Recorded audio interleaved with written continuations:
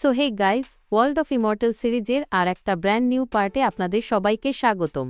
So এই পার্টের শুরুটা হয় লাস্ট পার্টের শেষ থেকেই, যেখানে এখন আমাদের দেখানো হয় যে শাও চেন যে কিনা চলে এসেছিল ওয়ার্ল্ড অফ ইমর্টালসের ভেতরে, আর তার দেখা হয় দুজন লোকের সাথে যারা খুব চালাকি করে শাও চেনকে মারতে চেয়েছিল আর ড্রাগনের ডিমগুলোকে হাতিয়ে নিতে চেয়েছিল, যার কারণে তাদের মধ্যে আমাদের একটা খুবই মারাত্মক ডেডলি ফাইট দেখানো হয়।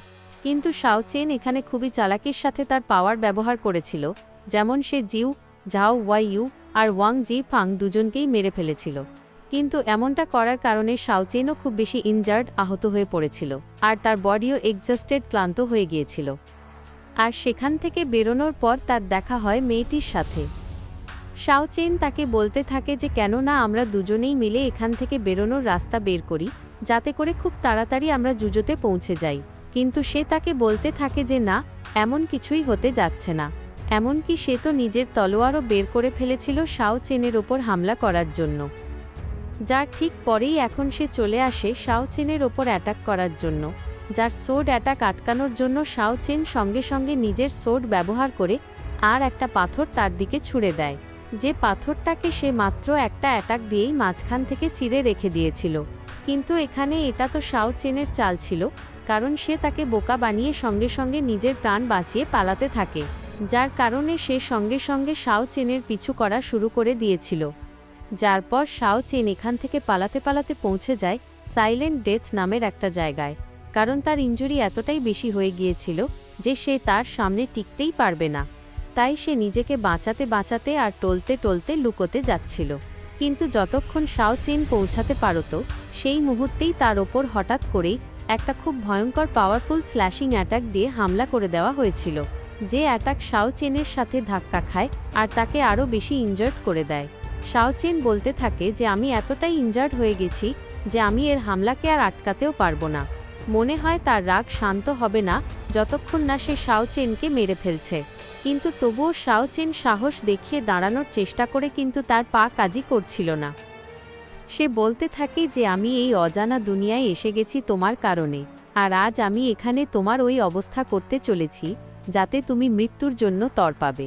কিন্তু সেই মুহূর্তেই আমরা শাও চেনের পেছন থেকে দেখতে পাই একটা খুবই ভয়ঙ্কর স্পিরিচুয়াল বিস্টকে, যে এখানেই থাকে, আর তার নাম হয় এনশিয়েন্ট রাইনোসোরাস রেক্স। এনশিয়েন্ট রাইনোসোরাস রেক্স আর টি রেক্স নিজের সামনে দেখেই সে নিজের পা পিছিয়ে নিয়েছিল। সে বলতে থাকে যে তোমার মৃত্যু হয়তো আমার হাতে লেখা নেই, বরং কপাল তোমার মৃত্যুকে আরও বেশি ট্র্যাজিকভাবে শেষ করার ডিসিশন নিয়েছে। তাই সে সঙ্গে সঙ্গে ফিরে যায়, আর সে শাও চেনকে এই জায়গায় মরার জন্য ছেড়ে দিয়েছিল। শাও চেনের এখনও পর্যন্ত বোঝা আসছিল না যে শেষমেশ এই মেয়েটা এখান থেকে ফেরত কেন চলে গেল। কিন্তু যখন টি রেক্স তার পেছন থেকে গর্জন করে, তখন গিয়ে শাও চেনের বোঝা আসে যে এটাই সেই কারণ যার কারণে ও এখান থেকে চলে গেছে। আর টি রেক্সের সাইজ এতটাই বড় যে শাও চেন তো কেবল তার দাঁতের মধ্যেই ফেঁসে থেকে যাবে। শাও চেন নিজের জীবনে প্রথমবার দেখে থাকে এনশিয়েন্ট টিরানোসরাস রেক্সকে। এই টি রেক্সের পাওয়ার লেভেল হয় ওই ইভিল ড্রাগনের মতোই, যার কেবল গর্জন করাতেই তার মুখ থেকে যে নিঃশ্বাস বেরোচ্ছিল। শাও চেন পালাতে পালাতে যাচ্ছিল নিজেকে বাঁচানোর জন্য, কিন্তু এই টি রেক্সও সাইজে বড় হওয়ার কারণে খুব স্পিডের সাথে শাও চেনের পিছু করছিল, যার কারণে শাও চেনের জান তো বিপদেই পড়ে গিয়েছিল। আর এই দৃশ্য দূরে দাঁড়িয়ে ওই মেয়েটি দেখছিল, যার এই কথায় বিশ্বাস ছিল যে আজ এই বান্দা কোনো হালেরই বাঁচবে না, কারণ একটি রেক্সের থেকে বাঁচা এমন একটা মানুষের জন্য খুব বেশি মুশকিল, যে আগে থেকেই আরও বেশি ইনজার্ড হয়ে আছে। আশা করি যে জিজোতে তোমাকে কেউ কোনোদিনও মনে রাখবে না। এরপর এখন আমাদের শাও চেনকে দেখানো হয় যে কিনা নিজেকে বাঁচানোর জন্য লুকিয়ে পড়ে একটা বেশ বড় পাথরের পেছনে। কিন্তু যে টি রেক্স তার পিছু করছিল সে একটু এগিয়ে চলে গিয়েছিল, যে মোমেন্টে তখনই শাও চেনের নিজের চোখের সামনে নজরে আসে ওই ইউনিকর্ন, যে কিনা লাফাতে লাফাতে চলে আসে শাও চেনের সামনে। শাও চেন তাকে আটকানোর খুব চেষ্টা করে যে তুমি একটুও শব্দ করো না, কিন্তু এই ইউনিকর্ন এতটাই বোকা ছিল যে সে এখান থেকে চেঁচাতে চেঁচাতেই যায়, যার কারণে টি রেক্সের শাও চেনের লোকেশন সম্পর্কে সঙ্গে সঙ্গেই জানা হয়ে গিয়েছিল, যে কিনা তাক লাগিয়ে শাও চেনের ওপরেই নিজের চোখ গেঁথে বসেছিল, যাকে দেখেই শাও চেন সঙ্গে সঙ্গে এখান থেকে নিজের জান বাঁচিয়ে পালাতে থাকে। টি রেক্সের সামনে যেই পাথরগুলো আসছিল সে ওগুলোকে ভাঙতে ভাঙতে এগিয়ে বাড়ছিল, যার কারণে অনেক বড় বড় সাইজের পাথরগুলো ধসে নিচে পড়তে থাকে। এমনকি সেগুলোর মধ্যে একটা অনেক বড় পাথর পড়তে চলেছিল শাও চেনের ওপর, যার অ্যাটাক থেকে শাও চেন অনেক কষ্টে নিজেকে বাঁচাতে পেরেছিল। কিন্তু সে আরও বেশি ইনজার্ড হয়ে গিয়েছিল। এখন তার বডিতে এতটুকু এনার্জি বেঁচে ছিল না যে সে নিজেকে বাঁচাতে বাঁচাতে এখান থেকে পালাতে পারবে। এই মোমেন্টে তখনই ওই টি-রেক্সও নিজের ভারী ভরকাম পায়ের সাথে এগিয়ে আসতে থাকে শাও চেনকে পিষে ফেলার জন্য, যার চেহারাতে আমরা রাগ পরিষ্কার দেখতে পাচ্ছিলাম যে তার চোখে কতটা রাগ ভরা আছে, যে কিনা খুব জোরে গর্জন করতে থাকে আর এক ঝটকার সাথেই শাও চেনকে মেরে ফেলত। তখনই আমরা সেখান থেকে পালাতে দেখি ওই ইউনিকর্নকে, যার এখন যেই ওই টি-রেক্সের ওপর নজর যায় যে সে ওই ছেলেটাকে জানে মেরে ফেলতে চলেছে, তো তারপর এখন সময় এসে গিয়েছিল ইউনিকর্নেরও হিরোগিরি দেখানোর, যে সঙ্গে সঙ্গেই এখন এখানে নিজের ডানা মেলে দিয়েছিল, যার সাথে সে ফুল স্পিড বাড়ায় আর অ্যাটাক করার জন্য চলে যায় টি-রেক্সের ওপরেই। আর অবভিয়াসলি ইউনিকর্নের পাওয়ার লেভেলকে ম্যাচ করা টি-রেক্সের বাসের কথা ছিল না, কারণ একটা ইউনিকর্ন হয় একটা ডিভাইন বিস্ট, যার কারণে সে সাইজে ছোট হওয়ার পরেও এই এনশিয়েন্ট টি-রেক্সকে বরাবরের টক্কর দিচ্ছিল। ব্যাস টি-রেক্সের কাছে থাকে তার সাইজের অ্যাডভান্টেজ, যার সাহায্যে সে ইউনিকর্নকে মারার আর তাকে খাওয়ার চেষ্টা করছিল। শাও চেন যখন নিজের চোখে দেখে যে একটা লিটল ইউনিকর্ন তার হেল্প করছে, তো তার নিজের চোখে বিশ্বাসই হচ্ছিল না। ইউনিকর্ন বুঝদারির সাথে চালাকি দেখিয়েছিল আর সে টি-রেক্সকে নিয়ে যায় নিজেরই পেছনে, যার কারণে শাও চেন সুযোগ পেয়ে গিয়েছিল এখান থেকে পালানোর আর নিজের জান বাঁচানোর। শাও চেন বলতে থাকে যে হয়তো এই ইউনিকর্ন টি-রেক্সকে এখান থেকে ভাগানোর চেষ্টা করছে, যার কারণে সত্যিই শাও চেন এখান থেকে যাওয়ার সুযোগ পেয়ে গিয়েছিল। আর এখন সে পড়তে পড়তে আহত অবস্থায় পৌঁছে গিয়েছিল ওই গুহারই ভেতরে, কারণ বাইরের আবহাওয়া এখনও খুব খারাপ ছিল। যদি শাও চেন বাইরে থাকে তো সে ডেফিনেটলি জানে মারা পড়বে, কিন্তু এখন তার বডি খুব বাজেভাবে ইনজার্ড আর এক্সস্টেড হওয়ার কারণে হঠাৎ করেই আনকনশাস অজ্ঞান হয়ে যায়, যার বডি থেকে ব্লিডিংও হচ্ছিল। তার এই রক্ত গুলে যাচ্ছিল বহমান জলের ভেতরে, যেন এমনটা লাগছিল যে এখন শাও চেনের কাছে নিজেকে বাঁচানোর কোনো রাস্তাই নেই, আর আজ তার এই এনশিয়েন্ট টেম্পলের ভেতরে খেল খতম হয়ে যাবে। যেই মোমেন্টে তখনই শাও চেন মনে করতে থাকে নিজের দুনিয়াকে, যেখানে আছে তার পার্টনার, যার নাম হয় রু সুই আর ইউ সুই, যে শাও চেনকে ওই স্পিরিচুয়াল ব্রেসলেট দিয়েছিল। শাও চেন এখন ওই মুহূর্তটা মনে করতে থাকে যখন রু সুই তাকে দিয়েছিল ওই ব্রেসলেট, যেটা সে বাঁধার সময় বেশ কষে বেঁধেছিল। রু সুই শাও চেনকে এটা বলেছিল যে এটা সবসময় তোমাকে খারাপ কিছু থেকে বাঁচিয়ে রাখবে, যতক্ষণ এটা তোমার সাথে আছে ততক্ষণ তোমাকে কোনো খারাপ কিছু টাচও করতে পারবে না। শাও চেন এটা বলতে থাকে যে আজ প্রথমবার আমি আমার বার্থডেতে এত ভালো গিফট পেলাম, কিন্তু আমাকে এটা বলো তুমি কি আমার জন্য শুধু এটাই নিয়ে এসেছো? তো রু সুই একটু রেগে গিয়ে বলতে থাকে যে দেখো, এটাকে বলে পিস ব্রেসলেট। পিস ব্রেসলেট, যেটা পাওয়ার জন্য আমাকে অনেক বেশি মেহনতও করতে হয়েছে, কারণ আমি এক ওল্ড মঙ্কের সাধু থেকে অনেক কসরত করে এটা বানিয়েছি। আর যদি তোমার এটা না চাই তো ঠিক আছে, আমাকে এটা ফেরত দাও। কিন্তু শাও চেন তো তার সাথে ইয়ার্কি করছিল।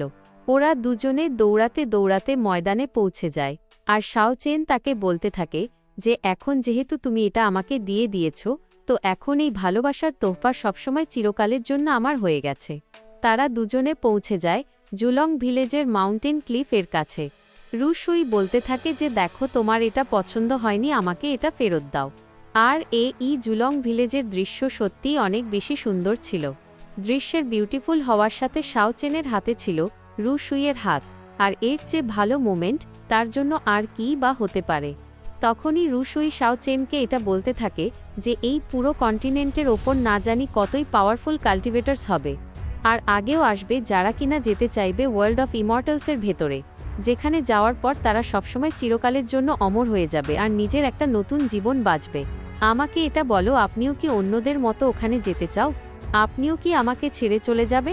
তো শাও চেন বলতে থাকে যে দেখো, অনন্ত জীবন শুনতে যতটা ভালো লাগে এটা ততটা হয় না। আমার নজরে ওই ইমর্টালিটির কোনো মানেই নেই যখন আমাদের সাথে আমাদের সাথী আমাদের ভালোবাসায় না থাকে। তো তখন আসলে আমি সবসময় চিরকালের জন্য একা বেঁচে কী বা করব? যে কথাগুলো শোনার পর রু সুই শাও চেনকে খুবই ভালোবেসে জড়িয়ে ধরেছিল। যার পর এখন আমাদের পরের সিনেই দেখানো হয় শাও চেনের বহমান রক্তকে, যেটা এখন বইতে বইতে এতটাই সামনে এগিয়ে গিয়েছিল যে শাও চেনের রক্তের ফোঁটা পড়তে শুরু করে দেয় ড্রাগনের ডিমের উপর, যার কারণে এই ড্রাগনের সব পাওয়ার ইনচেন্ট হয়ে যায় আর কানেক্ট হয়ে যায় শাও চেনের ব্লাডের সাথে। এই এগ ডিম এখন মাটি ফুঁড়ে নিজের পাওয়ার্স রিলিজ করা স্টার্ট করে দিয়েছিল। এই ড্রাগন এগের সমস্ত স্পিরিচুয়াল এনার্জি যেতে শুরু করে দেয় শাও চেনের বডির ভেতরে। এর বডি যা পুরোপুরিভাবে এক্সজস্টেড আর ইনজার্ড হয়ে গিয়েছিল, আর এত বেশি পাওয়ার্স আসার কারণে নিজেই হাওয়ায় ভাসতে শুরু করে। কিন্তু এখনও পর্যন্ত শাও চেনের এই ব্যাপারে কোনো ধারণাই ছিল না যে তার সাথে কি হচ্ছে, কারণ সে এখনও আনকনশাস থাকে। কিন্তু তার বডির ভেতরে যাচ্ছিল ইনফিনিট এনার্জি। তার বডির ওপর ড্রাগনের পাওয়ার আর স্পিরিট ইনচেন্ট হয়ে যায়। দৃশ্যটাও দেখতে খুবই দুর্দান্ত লাগছিল। আর তারপর আমাদের দেখানো হয় শাও চেনের স্পিরিচুয়াল ওয়ার্ল্ডকে, যেখানে পাওয়ার্স তো যেন এমনভাবে বাড়ছিল যেন এর স্পিরিচুয়াল সি ভেতরে এক বিশাল বড় সুনামি চলে এসেছে। শাও চেন বলতে থাকে যে এই ব্যাপারে তাকে ছোটবেলাতেই জানা হয়ে গিয়েছিল যে তার ভেতরে আছে কিছু না কিছু খাস অ্যাবিলিটি, যে সে খুঁজে বের করেছে একটা হ্যাভেনলি স্টিল মেথডকে, যেই মেথডের কারণে সে কাউকে না জানিয়েই এই এজের বয়সও পর নিজের স্পিরিচুয়াল এনার্জিকে অনেক গুণ বাড়িয়ে নিয়েছিল। তার এনার্জি লেভেল যেন এমন হয়ে গিয়েছিল যেমন হয়তো কোনো অর্ডিনারি কাল্টিভেটর তার সামনে টিকতে পারবে। আর হয়তো এটাই সেই রিজন হয় যার কারণে শাও চেনের বডি এত বেশি এনার্জিকে সামলাতে পারছিল। শাও চেন বলতে থাকে যে আমি কখনো এই কথার তো আশাও করিনি যে একটা সময় আসার পর তার বডির সাথে কম্বাইন হয়ে যাবে ড্রাগন এগের পাওয়ার। সে নিজের লিমিটেশনসকে ব্রেক থ্রু করতে করতে এগিয়ে যাবে, আর সে ব্রেক থ্রু করার জন্য ইউজ করছিল হ্যাভেনলি স্টিল প্রোফাউন্ড মেথডকে, যা কিনা ফাইনালি তার বডির ভেতরে এখন এক হয়ে গেছে এক নতুন লেভেল। শাও চেন বলতে থাকে যে আমার এনার্জি বাড়ার সাথে সাথে আমার ভেতরে যে ড্রাগন এগের এনার্জি চলে এসেছে তার কারণে আমার সমস্ত ইনজুরিও সঙ্গে সঙ্গে হিল সেরে হয়ে গেছে, যার কারণে সে ফাইনালি ক্রস করে ফেলেছে মর্টাল শেডিং রিমের ফার্স্ট লেভেলকে, যে লেভেলও সত্যি অনেক বেশি দুর্দান্ত দেখাচ্ছিল। আর এখন গিয়ে শাও চেন নিজের বডিকে কানেক্ট করতে পারবে এলিমেন্টাল ফোর্সেসের সাথে, যার কারণে এখন তার ভেতরে ওয়ার্ল্ড অফ ইমর্টালসের ভিতরে পাওয়া যাওয়ার সমস্ত টেকনিকও আসতে পারে। এই টেকনিককে হোক বা ওই টেকনিককে প্র্যাকটিসও করতে পারে। তো শাও চেনের এই অ্যাপারচার রিংয়ের সংখ্যা বাড়ার সাথে সাথে তাদের পাওয়ার লেভেলও বেড়ে গিয়েছিল, কারণ তার কাছে এসে গিয়েছিল ড্রাগন এগের পাওয়ার। এর স্ল্যাশিং অ্যাটাকস যে কোনো মর্টালকে ধুলো চাটানোর জন্য যথেষ্ট ছিল। এরপর এখন আমাদের পরের সিনেই ওয়ার্ল্ড অফ ইমর্টালের ভেতরেই সমুদ্রে যেতে থাকা একটা বেশ বড় জাহাজকে দেখানো হয়, আর এই জাহাজও আসছিল ড্রাগন আইল্যান্ডের ওপরেই। এর ভেতরে বসেছিল এক সেক্টের ইয়াং মাস্টার, যার সিপাহী সঙ্গে সঙ্গে তাকে বলতে থাকে যে ইয়াং মাস্টার আমরা পৌঁছে গেছি ড্রাগন আইল্যান্ডে। যার পর এখন আমাদের দেখানো হয় ওই ইয়াং মাস্টারকে, যাকে দেখতে একটু আয়াস বিলাসী টাইপের মনে হচ্ছিল। তো এর সাথে বসে থাকা এক গার্ল এটা বলতে থাকে যে আপনি নিজের তাকতে ট্রিপে অনেক কিছু হাসিল করতে পারেন। আমার পুরো বিশ্বাস আছে যে আপনি ড্রাগন আইল্যান্ডের ওপর সবচেয়ে নায়াব ট্রেজারও পেয়ে যাবেন। যে কথা শুনে ওই ইয়াং মাস্টার খুব খুশি হচ্ছিল। যেই মোমেন্টে তখনই ওই ইয়াং মাস্টারের সামনে আর একটা বান্দা আসে, আর সে এটা বলতে থাকে যে ইয়াং মাস্টার আমার কাছে আপনার জন্য একটা তাজা খবর আছে, যেটা এটা হয় যে তার সাথে সাথে আরও অনেক শেকতের ইয়াং মাস্টাররা পৌঁছাতে চলেছে এই আইল্যান্ডের ওপরেই। এই বান্দা অ্যাকচুয়ালি হয় জিউ ফ্যামিলির গার্ডিয়ান, যার নাম হয় আসলে জিউ ইয়ান ঝু ইয়ান, যে কিনা পৌঁছে গেছে ইনসাইড ট্রেজারির ফার্স্ট লেভেলে, আর বলছিল যে অনেক পাওয়ারফুল লোক অলরেডি পৌঁছে গেছে আইল্যান্ডের ওপর, তাই প্রিন্স আমাদের এগিয়ে যাওয়ার সময় খুব বেশি কেয়ারফুল থাকতে হবে। এখন যখন পা ফেলবেন তো আপনার সুরক্ষার পুরো খেয়াল রাখা হবে। আরও যে প্রিন্স হয় তার আমাদের নাম বলা হয় জিউ লুও ঝু লুও। সে বলতে থাকে যে জিউ ইয়ান আপনি চিন্তা করো না, এইবার আমি আইল্যান্ডে আসার আগে নিজের কিছু প্রস্তুতি করে নিয়েছিলাম, আর আমার পুরো বিশ্বাস আছে যে এইবার আমি অবশ্যই নিজের সাথে এখান থেকে নিয়ে যাব ড্রাগন কিংয়ের ডিমগুলোকে। আমি শুনেছি যে যেই ওগুলোকে কনজিউম করে তাদের স্ট্রেংথ অনেক বেশি এনহ্যান্স হয়ে যায়, কিন্তু লুওর পুরো ধ্যান তো ছিল আয়াসি করার ওপর। এরপর আমাদের শাও চেনকে দেখানো হয় যে কিনা নিজের চোখের সামনে দিয়ে আসতে দেখতে পাচ্ছিল একটা অনেক বড় জাহাজকে, আর সে এটা ভাবতে থাকে যে আমি এই লোকেদের থেকে সাহায্য চেয়ে এখান থেকে বাইরে বেরোতে পারবো, কিন্তু সে এটা জানত না যে আসলে এই লোকেরা এখানে আসছেই বা কেন। যেই মোমেন্টে তখনই হঠাৎ করেই সমুদ্রের ভেতরে খুব বেশি হালচাল হতে লেগেছিল, খুব জোরে বিদ্যুৎ চমকাতে থাকে আর আমাদের দেখানো হয় ইভিল ড্রাগনকে, যার জম্পের লাভ সাথে এই এপিসোডও এখানেই শেষ হয়ে যায়।